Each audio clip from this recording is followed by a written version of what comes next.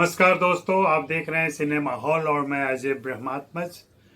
आज मैं मिथुन चक्रवर्ती की बात करूंगा। मिथुन चक्रवर्ती बेहद चर्चा में हैं, इसलिए कि उन्होंने भाजपा ज्वाइन किया है और 7 मार्च को कोलकाता के ब्रिगेड ग्राउंड में हो रही जनसभा में उन्होंने मोदी जी के साथ शिरकत की है और एक तरीके से विधिवत घोषणा हो गई है। वहाँ उन्होंने तमाम बातें करने के अलावा यह भी कहा कि मैं पनियल सांप नहीं हूँ, पानी वाला सांप नहीं हूँ, मैं कोबरा हूँ। इसके पीछे क्या उद्देश्य हो सकता है, ये वही ठीक ठीक बता सकते हैं या भाजपा के लोग बता सकते हैं। भाजपा ने हमेशा फिल्म स्टारों का, पॉपुलर स्टारों का तमगे के तौर पर इस्तेमाल किया है और इस बार भी बंगाल में वे अपना प्रवेश करना चाहते हैं, अपनी स्थिति मजबूत करना चाहते हैं। इसके लिए उन्होंने मिथुन चक्रवर्ती का सहारा लिया है। मिथुन चक्रवर्ती हिंदी फिल्मों के पॉपुलर स्टार रहे हैं और 8वें और 9वें दशक में उनकी लोकप्रियता बहुत ज़्यादा रही है, जब एक अलग किस्म की फिल्मों की वजह से, खास करके डिस्को डांसर और इस तरह की फिल्मों को लेकर के वे बहुत ही पॉपुलर हुए थे और उनकी यह लोकप्रियता देश विदेश में फैली थी। और तब ऐसा कहा जाने लगा था, माना जाने लगा था कि अगर कोई कलाकार अमिताभ बच्चन के बाद इतना पॉपुलर है तो वो मिथुन चक्रवर्ती ही है।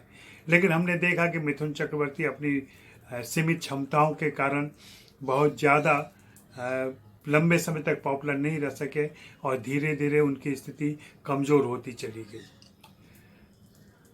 अभी की बात करें तो अभी मिथुन चक्रवर्ती फिल्मों में दिखाई पड़ जाते हैं, कभी कभी टीवी के शोज़ में दिखाई पड़ जाते हैं कभी कभी, और कभी किसी सामाजिक जिम्मेदारी को निभाते हुए दिखाई पड़ जाते हैं। लेकिन अभी बंगाल में उनका जो उपयोग किया जाएगा, या कह लें सदुपयोग किया जाएगा, या कह लें दुरुपयोग किया जाएगा, वह इस पर निर्भर करता है कि आज बंगाली दर्शक उनको कितना पसंद करते हैं या उनके कितने मुरीद हैं। मुझे नहीं लगता कि कभी बंगाल में मिथुन चक्रवर्ती उस तरीके से पॉपुलर रहे जितना वे यूपी और बिहार में रहे। यूपी और बिहार में तो मैंने उनकी लोकप्रियता देखी है और यहाँ तक कि चीन में भी उनकी लोकप्रियता देखी है। मैंने एक बार मिथुन चक्रवर्ती से कहा था कि एक फिल्म आपको बनानी चाहिए, in search of Mithun Chakraborty और in search of disco dancer, जिसमें चाइना से कोई ऐसा बच्चा जो आपके गाने जिमी जिमी पर किंडरगार्टन और स्कूल के दिनों में डांस करना सीखा और बाद में कैसे वो आपका मुरीद होकर के मुंबई पहुंचता है और फिर आपकी खोज करता है। यह फिल्म तो खैर आई गई बात खत्म हो गई थी, अभी भी बनाई जा सकती है। अगर कोई पटकथा लेखक सुन रहा हो तो ज़रूर इसे बनाए। हाँ, कॉपीराइट का थोड़ा पैसा मुझे दे देगा।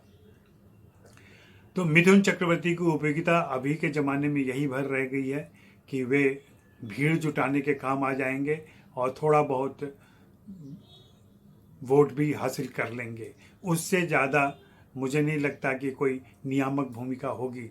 एक 70 साल के अभिनेता से, थोड़े थके हुए और लगभग फिल्म निवृत्त हो चुके अभिनेता से आप क्या उम्मीद कर सकते हैं, और सामाजिक तौर पे, व्यवहारिक तौर पे भी कितने एक्टिव रह सकते हैं, यह भी देखना होगा।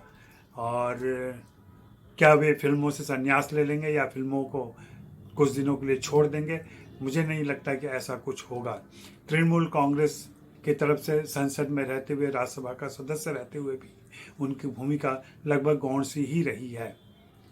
तो ये तात्कालिक प्रभाव के लिए डाला गया है, एक छौंक की तरह है जिसकी आवाज़ और गंध हम तक पहुंची है और इसका असर बीजेपी का जो दर्शकों के बीच मतदाताओं के बीच जो पॉपुलैरिटी है वो आंकी जाएगी। तो आप देख रहे हैं सिनेमा हॉल और देखते रहें, सब्सक्राइब करें, लाइक करें, शेयर करें और मिशन 5000 में शामिल हों। शुक्रिया, मेहरबानी, धन्यवाद।